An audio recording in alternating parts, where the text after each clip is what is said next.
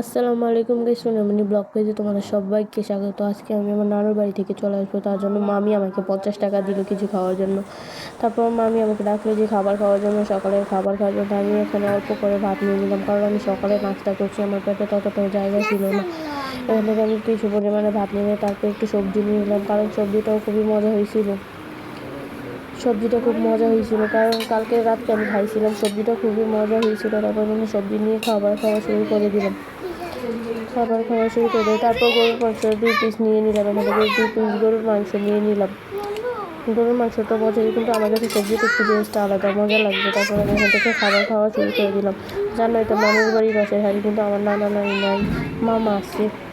এখন আমি রেডি হয়ে যাচ্ছি ফ্রেশ হয়ে, তারপর আমি এখন আমার বাসায় চলে যাবো। তারপর আমি এখানে রেডি হয়ে গেলাম।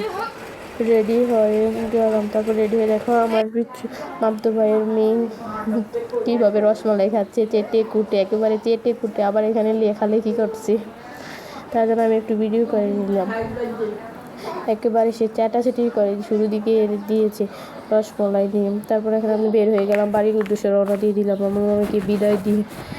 মামাকে বিদায় দিয়ে তারপর এখন আমি অটোতে উঠে গেলাম, অটোতে উঠে বসে গেলাম। এখন আমি বাড়িতে চলে যাব, অটো কিন্তু রিজার্ভই ছিল।